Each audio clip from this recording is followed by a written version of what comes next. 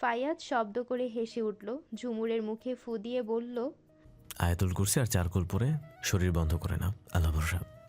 কিন্তু সবাই কি ভাববে? আমার লজ্জা লাগে।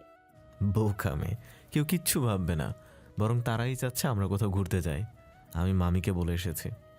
মা জানে ভেবে ঝুমুরের আবারও লজ্জা লাগলো। তবে ফায়াজ তাড়া দিতেই সে দ্রুত রেডি হওয়া শুরু করলো। কখনোই রাতে ঘোরা হয়নি তার, গেলে মন্দ হয় না। ঝুমুরকে বোরকা পরতে দেখেই ফায়াজ অবাক হয়। এত রাতে বোরকা পরে বের হবে?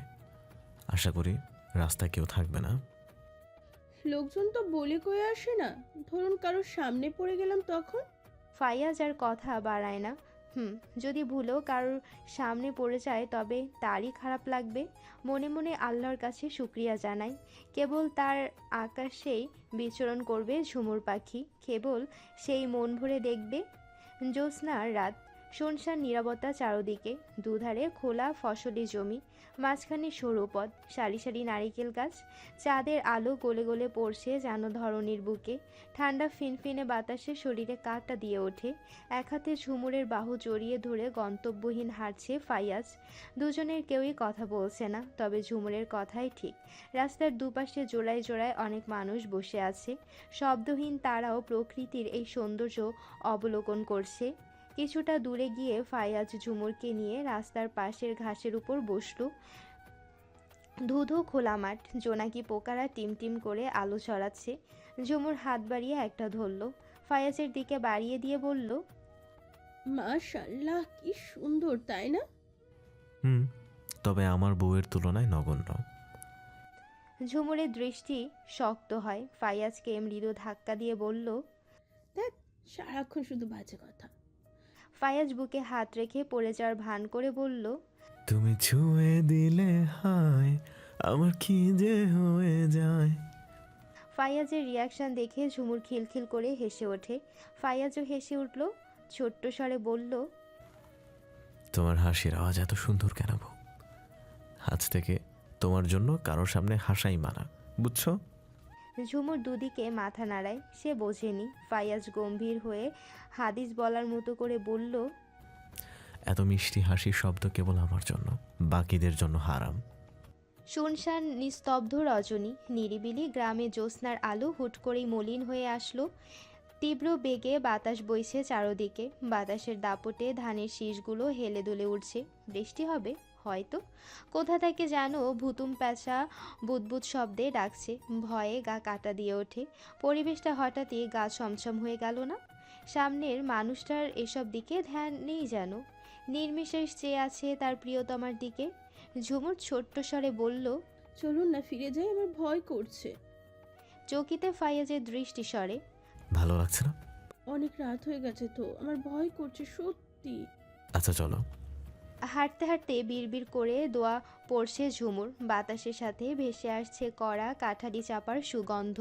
শ্যামরঙা টান টান চেহারার লম্বা মানুষটি ঝুমুরের হাতের আঙ্গুলগুলো নিজ হাতের মুঠোয় নিয়ে হাঁটছে। মনে হচ্ছে তার কোনো তাড়া নেই, নির্ভর মানুষ সে। অথচ লোকটি কত ব্যস্ত। ঝুমুর গলা ছেড়ে বলল, আপনার রেস্ট নেওয়া দরকার ছিল, আবার সকালে হসপিটালে যেতে হবে না? আমার জন্য তোমার চিন্তা হয় ঝুমুর? আর কার জন্য হবে? ফায়াজ বোধহয় হাসল। হাতে থাকা ঝুমুরের আঙ্গুলগুলোকে একটু শক্ত করে চেপে ধরল। ফিসফিসিয়ে আওয়াজে বলল, রাতগুলো আমার ঝুমুর পাখির জন্য। হঠাৎ কি হয়ে গেল ঝুমুরের জানা নেই। ছলাৎ ছলাৎ শব্দে হৃৎপিণ্ড বন্ধ হওয়ার উপক্রম। পায়ের চলন যেন থেমে যাচ্ছে। নিঃশ্বাস ছুটছে ঘোড়ার গতিতে। ফাইয়াজের সাথে তাল মিলিয়ে হাঁটতে পারছে না সে। ফাইয়াজ দাঁড়িয়ে পড়ল, সূক্ষ্ম নজরে ঝুমুরকে দেখে বলল, হাঁটতে কষ্ট হয়? পা ব্যথা করে? না না। ফাইয়াজ কিছু না বলেই ঝুপ করে কোলে তুলে নেয় ঝুমুরকে। ঝুমুর চোখ বড় বড় করে তাকায়, খানিকটা চেঁচিয়েই বলল, কি করছেন? কি নামান আমাকে, কেউ দেখে ফেলবে, ছি। ফাইয়াজ ধীর পায়ে সামনে এগোয়।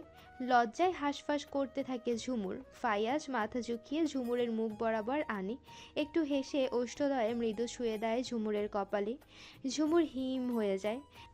স্তব্ধ হয়ে বাক্যহারা হয় সে। ফায়াজ তখনও ঝুমুরের পানে চেয়ে আছে। ঝুমুর মুখ লুকায় ফায়াজের বুকের বাদিকটায়। ফায়াজ নিখাত ভারী কণ্ঠে আওড়ালো, এখানেই তোমাকে খুব গোপনে যত্নে আড়াল করে রেখেছি। রোজ একটু একটু ভালোবাসা জমিয়ে আমার বউটাকে আমার হৃদয়ের রাজ্যে রানী বানিয়েছি। ঝুমুর আলতো করে ফায়াজকে ধাক্কা দেয়, মৃদুস্বরে বলল, আপনি চুপ করবেন, আমাকে নামিয়ে দিন। উফ। ফায়াজ হাসতে শুরু করে। ঝুমুরকে আরো শক্ত করে ধরে, কানে কানে ফিসফিসিয়ে বলল, নিয়েছে কি নামানোর জন্য?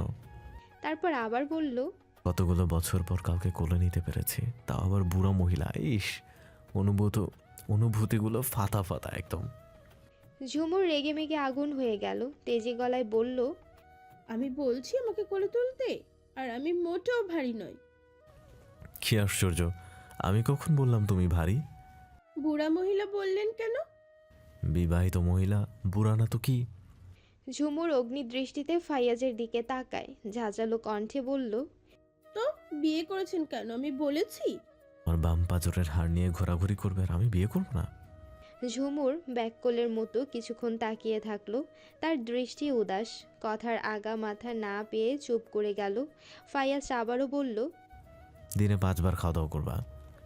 কি? যা শুনেছ তাই বলছি, আমি কোনো অনিয়ম পছন্দ করি না। এত হালকা কেন তুমি? মোটেই না, আমার ওজন পারফেক্টই আছে। 5 ফুট 5 ইঞ্চির মেয়ের ওজন অবশ্যই 55 থেকে 58 থাকা আবশ্যক। শোনেন ডাক্তার সাহেব, আমি আপনার পেশেন্ট না। ফাইয়াজ চাপা হাসলো, মিষ্টি করে বলল, কিন্তু জামাইকে তো ঠিকই পেশেন্ট বানিয়ে ফেলছো। তোমাকে দেখা ছাড়া তো এই রোগের উপশম হয় না। কথাটাই কি ছিল ঝুমুরের জানা নেই, সারা গায়ে কাটা দিয়ে উঠল। কিছু বলবে তখনই রবিনের কণ্ঠস্বর কানে বাজলো। ঘাড় ঘুরিয়ে সেদিকে তাকায় ঝুমুর। তারা বাড়ির মূল ফটকে এসে গেছে। কখন আসলো? পুকুর পাড় থেকে রবিন এগিয়ে এসে বলল, কি হয়েছে ফয়েজ ভাই, ঝুমুর কোলে কেন? ফায়াজ হতভম্ব হয়ে ঠাস করে ঝুমুরকে কোল থেকে নামিয়ে দেয়। গলা খাকারি দিতে দিতে অন্যদিকে ফিরে যায়। ঝুমুরও কেসে ওঠে। রবিন এগিয়ে আসলো তাদের দিকে, তার চোখে মুখে চিন্তার ছাপ। গাঢ় গলায় প্রশ্ন ছুড়ল, এত রাতে কোথায় গিয়েছিলে তোমরা? আর ঝুমুর কি পায়ে ব্যথা পেয়েছে? ঝুমুর দুদিকে ঘন ঘন মাথা নাড়ায়। ফায়াজ বিরক্ত হয়, বউকে একটু কোলে নিয়েছে আর এই মাথা মোটাটা জেরা করছে। সে চোখ মুখ অন্ধকার করে রবিনের দিকে তাকায়, দাঁতের দাঁত চেপে বলল, এত জেনে কি করবি? ক্লান্ত লাগছে, সর। রবিন কিছু একটা ভেবে মাথা চুলকায়, তারপর দুষ্টু হাসি দিয়ে বলল, আহা, বউ নিয়ে লুকিয়ে লুকিয়ে ঘুরতে গেছো। কি রোমান্টিক তুমি ফয়েজ ভাই, নীরব ভাই, ওদের একটু দাওই, দাও, কত কষ্ট করে এসেছে। ফাইয়াজ আর ঝুমুর হতভম্ব হয়ে যায়। এখানে নীরব আসলো কোথা থেকে? দুজন দুজনের দিকে ফিরে তারপর একসাথে পুকুর পাড়ের দিকে তাকায়। সিঁড়িতে মাথা নুয়ে বসে আছে নীরব। ফাইয়াজ বিরক্ত হয়ে বলল, তোরা এত রাতে এখানে কি করছিস? দই বাসিয়েছি, এতক্ষণে জমে গেছে হয়তো। এদিকে এসো, একটু খেয়ে যাও। ঝুমুর আস্তে করে ফাইয়াজের পেছনে লুকিয়ে পড়ে। জীবনে এই মুখ আর কাউকে দেখাবে না সে। না রে, এখন খাবো না, কাল বিয়েতেই খাবো, কেমন? না না, তা কি করে হয়, এসো তো। বগুড়ার মতো করে দই বসিয়েছি, শিওর ভালো লাগবে। ফাইয়াজ প্রশ্নবিদ্ধ চাহনিতে ঝুমুরের দিকে ফেরে। তখনই রবিন ঝুমুরের হাত ধরে টানতে টানতে বলে, আই তো, অনেক মজা হয়েছে। তুই খা, আমি খাবো না। ফাইয়াজও এবার ঝুমুরের হাত ধরে বলল, এত করে বলছে, এসো দেখি কিভাবে বসে আছে। ঝুমুররা পা বাড়ায় রবিনের সাথে। যত সামনে এগোয় নীরবের অন্তরটা তত জ্বলে পড়ে সারখার হয়। হৃদয় নিংড়ে কান্না আসে তার। মলিন দৃষ্টিতে তাকায় ঝুমুরের দিকে, কিন্তু বোরকায় আবৃত ঝুমুরের কিছুই দৃশ্যমান হয় না। কেমন যেন জড়সড় হয়ে হারছে মেয়েটা। সে বসে আছে এজন্য হয়তো। পরপর দৃষ্টি যায় হাতের দিকে। ফাইয়াজের হাতের মুঠোয় ধরা ঝুমুরের হাত। হৃদয় চিরে বের হয় দীর্ঘশ্বাস। উঠে ধীর কদমে এগোয় ফাইয়াজের দিকে, নিজ হাতে দই বেড়ে দিল। খেয়াল হলো ঝুমুর খাচ্ছে না, কোমল কণ্ঠে বলল, খেয়ে দেখ, ভালো হয়েছে। ঝুমুর ত্রস্ত মাথা নাড়ায়। সে এখন খাবে না, মুখ ফুটে বলল, ঘরে কি খাবো ভাইয়া? ঠিক কতগুলো দিন পরে ঝুমুর তার সাথে কথা বলেছে। খড়খড়ে মরুভূমির মতো বুককে এক পশলা বৃষ্টির ন্যায় ঠান্ডা হলো নীরবের। খাওয়া শেষ করেই ফায়াজ বলল। বেশ ভালো হয়েছে, তো বসালো কে? রবিন উত্তর দিল। আমরা সবাই মিলে বসিয়েছি। বাহ, বাজারে একটা দইয়ের দোকান দিয়ে দিস। রবিন বোকা বোকা হেসে বলল। আমিও চিন্তা করেছি, এটা রুমরিমা ব্যবসা হবে, তাই না ফয়াজ ভাই? একদম। নীরবদের থেকে বিদায় নিয়ে ফায়াজ আর ঝুমুর বাড়ির দিকে হাঁটা ধরে। রেখে যায় কারো বক্ষস্থলে একাকার সমান কষ্ট। আচ্ছা, আগেরবার যদি ঝুমুরের বিয়েটা সত্যি সত্যি হয়ে যেত তখনও কি এমন কষ্ট লাগতো? অবশ্যই। ভালোবাসার অনলে মানুষ কেবল পুড়েই যায়, বিচ্ছেদের যন্ত্রণায় সেদিন নিঃস্ব হয়ে যায়। এই ভাঙা মন নিয়ে জীবন পাড়ি দেবে কি করে? ও ঝুমুরানি, কেন বুঝলি না? আমিও তোকে ভালোবেসেছিলাম, নিজেকে প্রস্তুত করেছিলাম শুধু তোর জন্য। আমার মতো কাপুরুষরা সত্যিই ভালোবাসা পায় না। কেন আমি ফায়াজের মতো বলতে পারলাম না আমিও তোকে অনেক ভালোবাসি? বরযাত্রী যখন খানভিলায় আসলো তখন প্রায় সোনালি বিকেল। সন্ধ্যার চাদরে গা ঢাকা দিয়েছে, মেরুন ডাঙা শেরওয়ানি গায়ে জড়িয়েছে পলাশ, মাথায় দিয়েছে নবাবী বাহারি পাগড়ি। ঠোঁটে লেগে থাকা মিষ্টি হাসিটা সন্ধ্যার নরম আলোয় দারুণ লাগছে।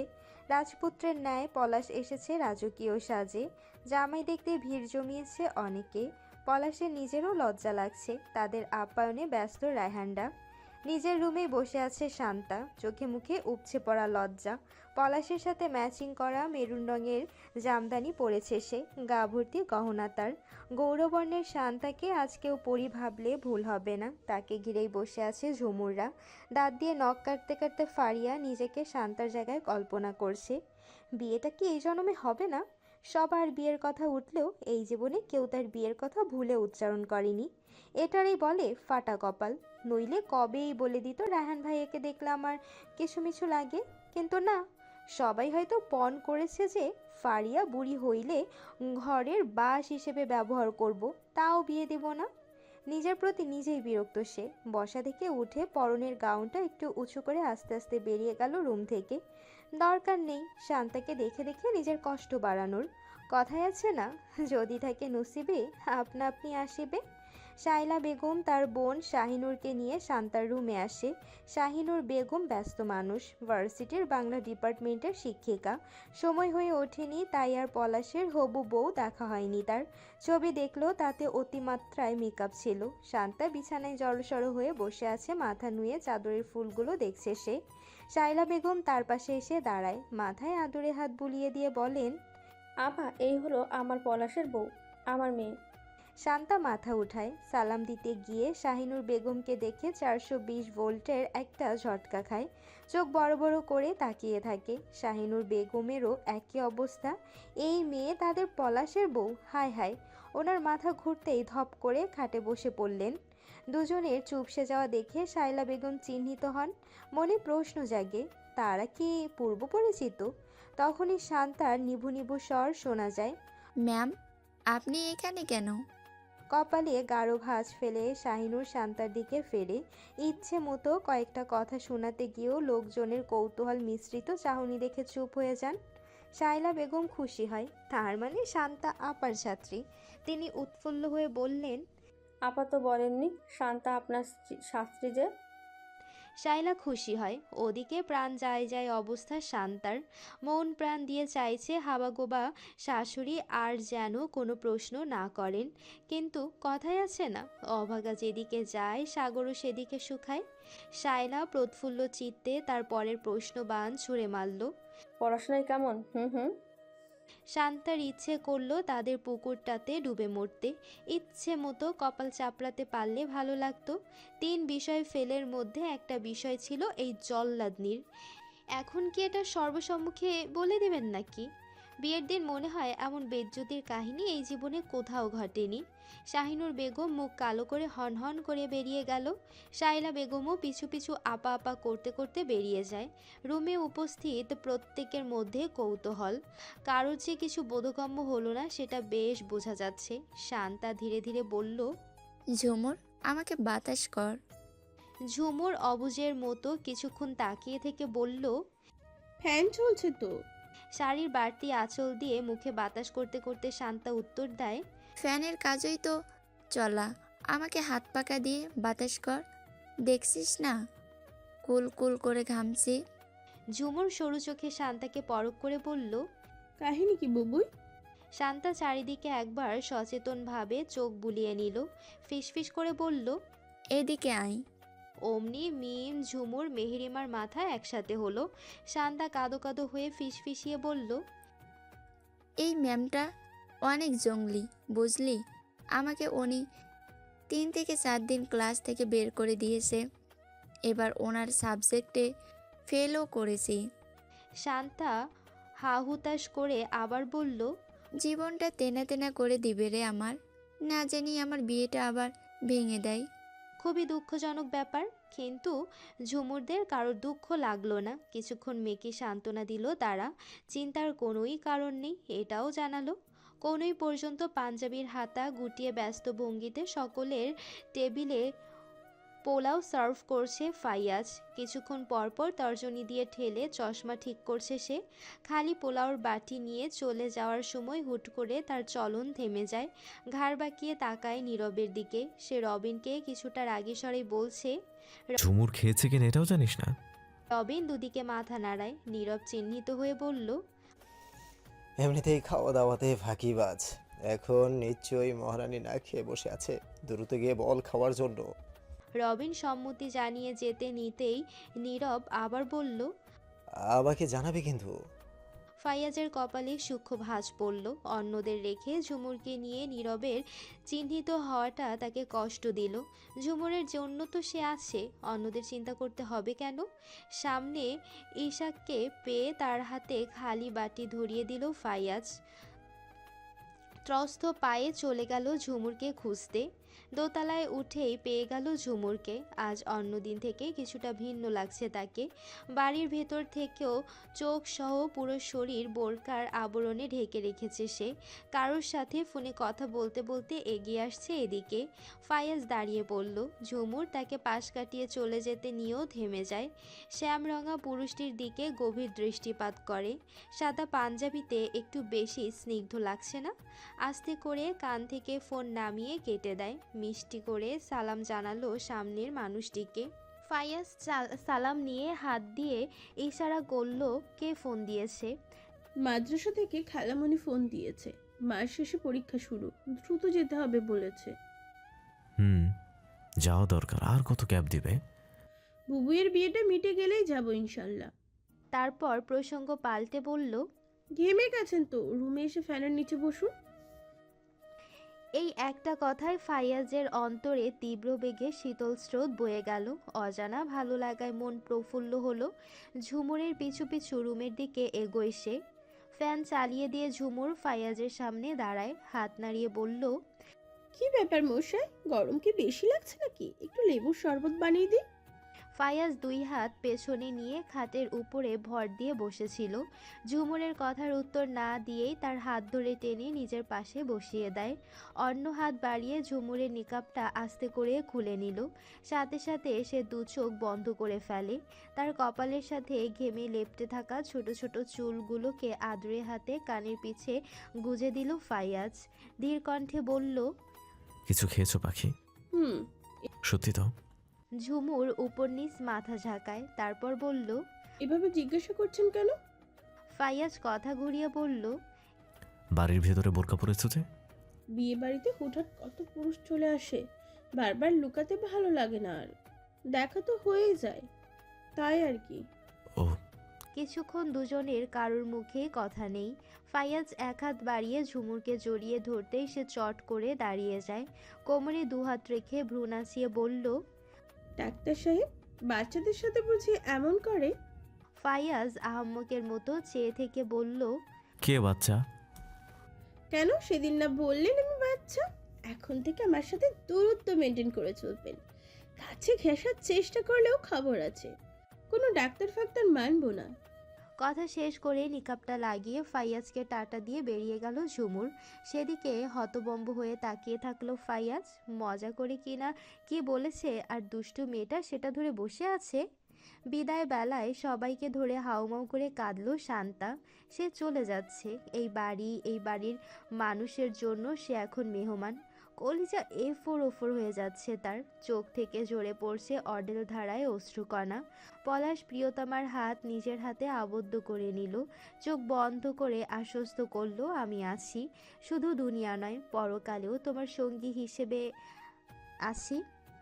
বেলা প্রায় 7:30। নীরব ছাদের উপরে ফ্রি হ্যান্ড এক্সারসাইজ করছে। মন মেজাজ বড্ড খারাপ, কিছুতেই মন বসছে না তার।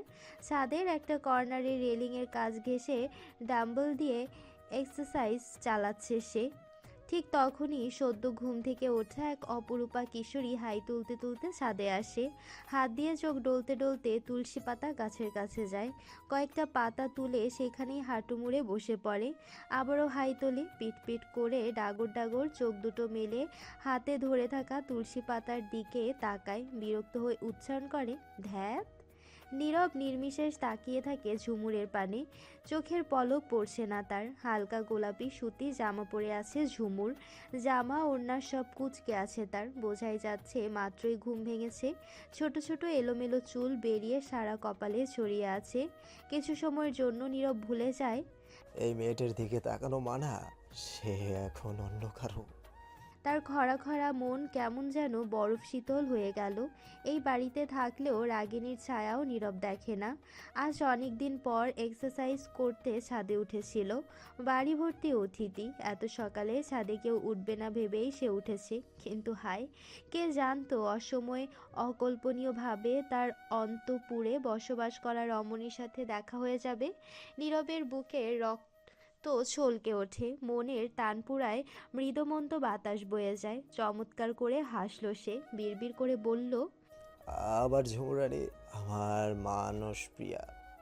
মুহূর্তটা হঠাৎই গুমোট হয়ে গেল। নীরবের চোখের সামনে ফাইয়াজ নামক বাস্তবতা উপস্থিত হলো। ফাইয়াজ গিয়ে একদম ঝুমুরের সামনে দাঁড়ালো, গলা খাকারি দিয়ে বলল, গলায় কিছু পেঁচিয়ে দিয়েছিলাম, খুলছো কেন? ঝুমুর আধভাঙা গলায় উত্তর দিল, আমার দম বন্ধ হয়ে আসছিল তাই খুলেছি। তোমার মারাত্মক ঠান্ডা লেগেছে, সে কখন তুলসী পাতার জন্য এসেছো আর গাছের পাশে বসে বসে ঝিমাচ্ছ? ঝুমুরে ঠান্ডা লেগে গলা বসে গেছে শুনেই নীরবের বুক জ্বলে ওঠে। নতুন বিবাহিত মেয়ে ঠান্ডা লাগবে, জ্বর হবে, এটাই স্বাভাবিক। নীরব ফাঁকা ঢোক গিলে, কিন্তু সেটাও কেমন যেন ব্যথাতুর ঠেকে। আরও এক পলক তাকিয়ে দেখল অভিমানিনীর অভিমান করে অন্যদিকে ফিরিয়ে রাখা মায়াবী মুখখানি। এই মুখ দেখার অধিকারটা তার হলো না, পেল না ঝুমুরের কপালের রেশমের মতো চুলগুলো কানের পিছে গুজে দেওয়ার অধিকার। দেখলো ঝুমুরের মন মাতানো পাগল করা খিলখিল হাসি, তার স্বচ্ছ গজদাতের মিষ্টি হাসিটা আজও নীরবের মন সপটে ভেসে ওঠে। না পাওয়া ব্যথায় ভেতরটা জ্বলে পড়ে যায়। বিরহী সুরে দুটো লাইন নীরবের বক্ষস্থলে সমান তালে বেজে ওঠে, অশান্ত মন বোঝাই কাকে, হারিয়ে চাইছি তোমাকে, হাতছানি দিয়েছে ডাকে স্মৃতির পাতা। বুকের ভেতরটা ফাঁকা ফাঁকা লাগে তার, লম্বা শ্বাস ফেলে সে, ছোট ছোট পা ফেলে ধীরে ধীরে নেমে যায় ছাদ থেকে। অন্যদিকে ফিরে থাকার দরুন তাকে কেউ খেয়ালই করলো না। ঝুমুর বসা থেকে উঠেই ফায়াজের হাতে পাতাগুলো ধরিয়ে হাত ঝেড়ে নেয়, গম্ভীর হয়ে বলল, শুনুন ডাক্তার সাহেব, আমি আপনার কথা মানতে বাধ্য নই। আমি তুলসী পাতার রস খাবো না, মানে খাবো না। কেন? কারণ এটার গন্ধ আমার সহ্য হয় না। মায়ের খেলেও আমি ওষুধ খাই না, আর আপনি একবার বললেই আমি এই অখাদ্য খাবো? তুমি খাবে তো তোমার হিটলার বাপও খাবে। ঝুমুর খেকিয়ে উঠল, আঙ্গুল উঁচিয়ে বলল, বাপ তুলে কথা বলবেন না, ফিউজ বাতি। ফায়াজ চোখ বড় বড় করে বলল, তুমি আমাকে তুই করে বলেছ? আবার বলবো। মানে? আর কি বললে? কে ফিউজ বাত্তি? কেন তুই? ফায়াজ হতভম্ব হয়ে তাকালো। ঝুমুর খুক খুক করে কেসে উঠল, গলাটা ভালোই ভেঙেছে। কেন যে এতগুলো আইসক্রিম খেতে গিয়েছিল, দরকার হলে সারা জীবন ভাঙা গলা নিয়ে গ্যার গ্যার করে কথা বলবে, তবুও তুলসী খুলসি খাবে না, এটাই লাস্ট ডিসিশন। ফায়াজ ঝুমুরের কবজি চেপে ধরে নিজের দিকে ঘোরায়, মৃদু ঝাঁকুনি দিয়ে কেঁপে উঠল ঝুমুর। বিরক্ত হয়ে তাকালো ফায়াজের দিকে। ফায়াজ এবার ঝুমুরের কোমরের কাছে দুই হাত নিয়ে আচমকা মজবুত বেষ্টনী তৈরি করে। ঝুমুর যাই পড়ানি অবাক, সে ঝুমুরকে উপরে তুলে বলল, আবার বলো, কে ফিউজ বাত্তি? ঝুমুর অবলা অসহায়ের মতো তাকিয়ে থাকলো, তারপর মুখে কাঠিন্য ভাব ফুটিয়ে বলল, এ না বললে কি করবেন? আমি আপনাকে ডরাই না। ফায়াজ মুখ টিপে হাসলো। ভয় পাও না? আপনার লজ্জা শরম কিচ্ছু নেই, বাড়ি ভর্তি লোকজন, বলা নেই কয়া নেই, শুধু করে তুলে নেন কেন? হ্যাঁ, কারণ তুমি যে আমার কলিজার টুকরো নয়নের মনে ঝুমঝুম কুমকুম। হইছে। ফায়াজ ঝুমুরের গালের মধ্যে নিজের খোঁচা খোঁচা দাড়ি অলা গাল ডলে দিয়ে বলল। ইস মানে কি পাখি? ঝুমুরের গাল জ্বলে উঠল, তেজি গলায় বলল, আপনার কল্লা, আপনার দাড়িগুলো কি ব্লেড নাকি? উফ, আমার নরম পশমি গালটা ছিলে গেল। আরে বেশি লেগেছে বুঝি? এই একদম বউটাও বলবেন না, আর পরের বার থেকে দাড়ি কাটবেন না। দাড়ি ছোট দেখলে খবর আছে, আমি আসবোই না আপনার সামনে। ঝুমুর চট করে ফাইয়াজের থেকে নিজেকে ছাড়িয়ে নেয়, আদেশের সুরে বলল। মনে থাকে যেন। তারপর বড় বড় কদম ফেলে ছাদ থেকে নেমে যায়। সেদিকে তাকিয়ে মাথা চুলকে হাসলো ফাইয়াজ। কেন থাকবে না বউ, অবশ্যই থাকবে।